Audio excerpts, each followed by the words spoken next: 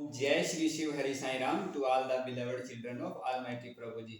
अब हम मालिक की कृपा से एक्टिव और पैसिव का थोड़ा सा जो पोर्शन रह गया है वो सीखेंगे। अब आप देखिए कि कहीं जो एक्टिव का पैसिव आप चेंज करते हो तो वो इट इज टाइम से शुरू होते हैं कई सेंटेंसेस।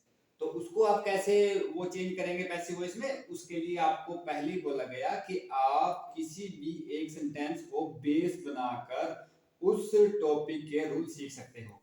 तो ऐसे ही अगर इट इज टाइम वाला आएगा तो आपने कैसे बनाना है, it is time to take tea, ये हमारा सेंटेंस है तो इट इज टाइम तक वैसे ही रहता है। उसके बाद फॉर लगेगा और बाद में जो भी इधर का वो नया ऑब्जेक्ट होगा उसके यहाँ पे सब्जेक्ट बना लेना। तो it is time for tea to be taken. तो इसको आप याद रखोगे रूल को, बाद में थर्ड फॉर्म लगती है तो इसको याद रखोगे तो आप इट इज टाइम वाला भी बना दोगे। अब इंपेरेटिव सेंटेंसेस के भी एक्टिव से पैसिव बनते हैं।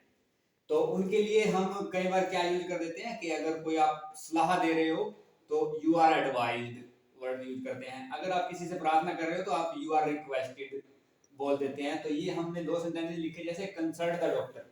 अब आप किसी को सलाह दे रहे हैं तो उसका पैसिव क्या बनेगा, you are advised to consult the doctor. Same रहेगा ये पोर्शन, बस यू आर एडवाइज्ड टू लग जाएगा। ऐसे ही प्लीज हेल्प मी, तो इसमें ये दिखाया जा रहा है कि आप रिक्वेस्ट कर रहे हैं किसी से, तो you are requested to help me, ये इसका बनेगा आंसर। ओपन द डोर, अब कई बार लेट से बनाते हो आप इसको, तो ओपन द डोर एक आप सेंटेंस याद रखें जिससे आप लेट वाला वो बना देंगे।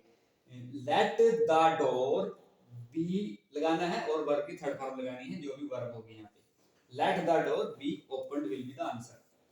अब हु से भी आपका एक्टिव से जब पैसिव में बदलते हो तो उसको हु को बाय हु में बदलते हैं।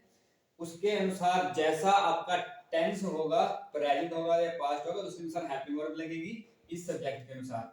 तो by whom are you taught English.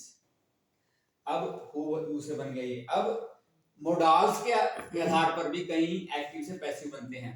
Modals क्या होते हैं आपको अगले उसमें बताएंगे, लेकिन अब आप जाने can, could, may, might, would, should, अगर कोई भी मोडाल्स वाला आपका सेंटेंस एक्टिव में आया तो वो बहुत आसान होता है।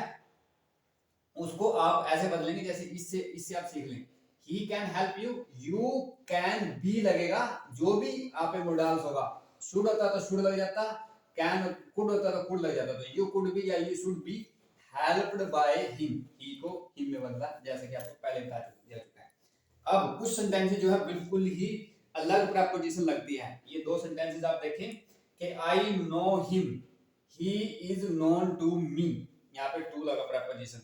अब ऐसे ही this jug contain milk, milk is contained in this jug. अब ये देखें आप एक लास्ट का चीज कि he teaches us English, English is taught to us by him। दो प्रकार से बनता है। अब इसमें देखो दो ऑब्जेक्ट हैं, ये us और इंग्लिश। अब इंग्लिश से तो बनाओगे तो इसका आंसर ये ऐसे बनेगा, English is taught to us by him।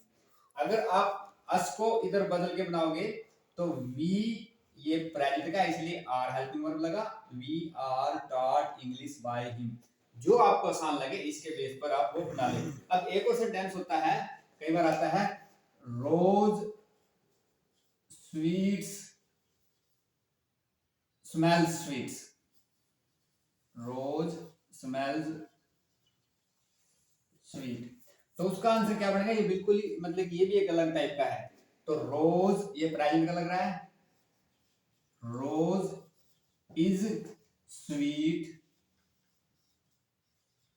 When smelled. इसके आधार पर भी वो बनता है। स्मेल की थर्ड फॉर्म बन गई तो इसको वैसे ही रखा क्योंकि ये प्रेजेंट का था तो इसके साथ हेल्पिंग वर्ब इज लगाया। तो rose is sweet when smelled, rose is sweet when smelled. कई इस प्रकार के भी आपके टेंसेस एक्टिव से पैसिव में आते हैं। तो एक आपसे प्रार्थना कि आप एक को बेस बना के याद रखोगे तो आपको ये रूल याद रहेंगे।